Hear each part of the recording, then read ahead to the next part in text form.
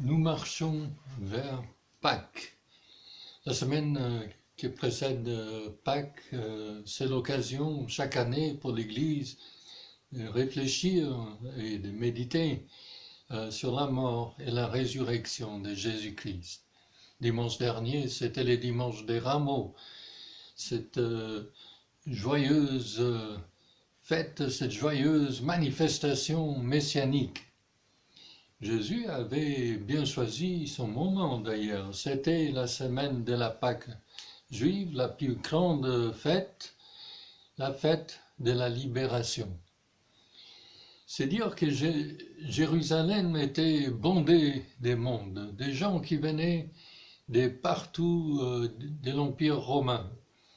Et ceux qui suivaient Jésus chantaient, criaient « Hosanna !» Ô fils de David, béni soit celui qui vient au nom du Seigneur. Fils de David était le titre messianique, mais les gens s'attendaient plutôt à un roi terrestre qui rétablirait le royaume d'Israël. Cette manif était très symbolique, d'où le fait que Jésus soit monté sur un nom, selon ce qu'a annoncé le prophète Zacharie. Le fait d'être monté sur un ânon et pas sur un cheval montrait qu'il venait comme un roi pacifique.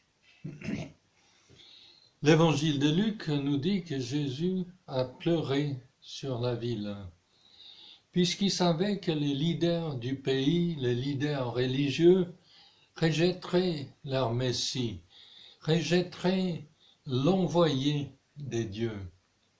Jésus va au temple et il chasse les changeurs de monnaie, il chasse les vendeurs du temple. On peut dire qu'il a purifié les temples. Et Jésus leur a dit haut et fort, il est écrit, ma maison sera appelée une maison de prière. Mais vous en faites une caverne de voleurs. C'était un acte prophétique, comme faisaient les prophètes d'autrefois. Et là, Jésus a frappé fort. Il est allé au siège de l'opposition, chez les gardiens du temple, les gardiens du pays et de la foi.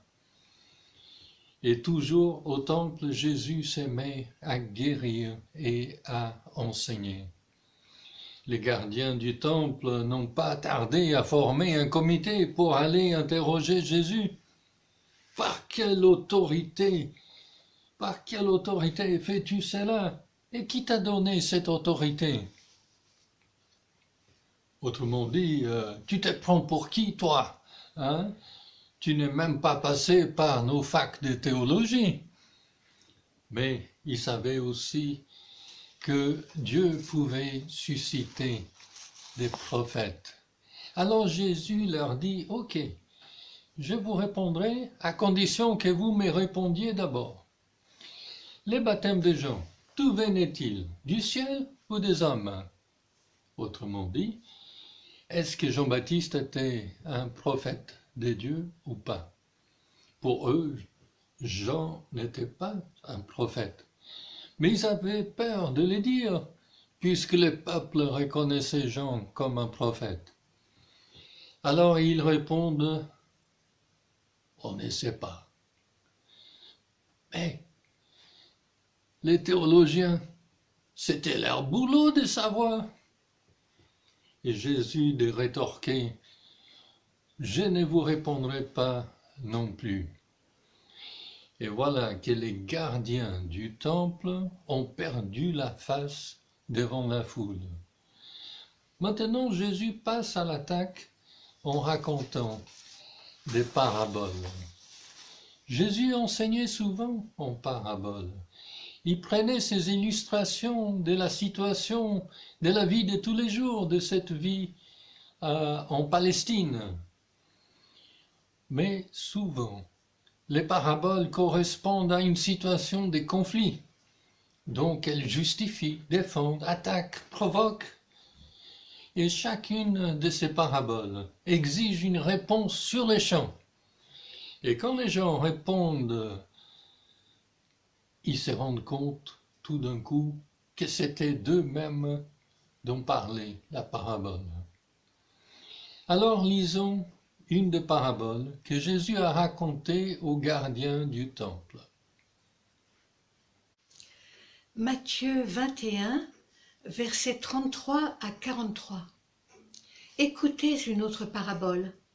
Il y avait un propriétaire qui planta une vigne. Il l'entoura d'une haie, il creusa un pressoir et construisit une tour. Puis il la loua à des vignerons et partit en voyage.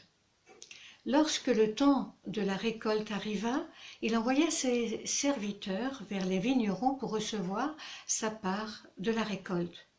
Mais les vignerons s'emparèrent de ses serviteurs. Ils battirent l'un, tuèrent l'autre et lapidèrent le troisième. Il envoya encore d'autres serviteurs en plus grand nombre que les premiers, mais les vignerons les traitèrent de la même manière. Enfin, il envoya vers eux son fils en se disant « Ils auront du respect pour mon fils ». Mais quand les vignerons virent le fils, ils se dirent entre eux « Voici l'héritier, venez tuons-le, emparons-nous de son héritage ». Ils s'emparèrent de lui, le jetèrent hors de la vigne et le tuèrent. Maintenant, lorsque le maître de la vigne viendra, que fera-t-il à ces vignerons ? Ils lui répondirent, « Il fera mourir misérablement ces misérables, et il louera la vigne à d'autres vignerons qui lui donneront sa part de récolte au moment voulu. » Jésus leur dit, « N'avez-vous jamais lu dans les Écritures, la pierre qu'ont rejetée ceux qui construisaient est devenue la pierre de l'angle ? C'est l'œuvre du Seigneur, et c'est un prodige à nos yeux. C'est pourquoi, je vous le dis, le royaume de Dieu vous sera enlevé et il sera donné à un peuple qui en produira les fruits. » Dans cette parabole, l'homme qui a planté la vigne représente Dieu. Les vignerons à qui il a loué la vigne représentent les leaders religieux. Les serviteurs envoyés pour recevoir les fruits représentent les prophètes. Les fils dans l'histoire représentent Jésus. Même si ceux qui entendaient cette parabole n'ont pas compris exactement quelle sorte de fils était Jésus.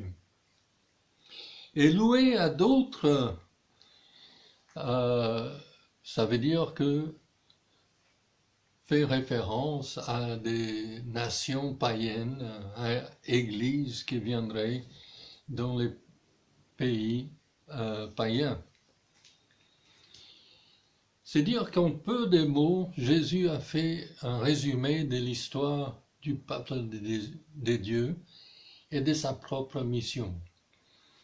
Les gardiens du temple et de la nation ont bien compris que Jésus parlait d'eux. Alors, ils voulaient se débarrasser de lui. Et l'étau commence à se resserrer autour de Jésus.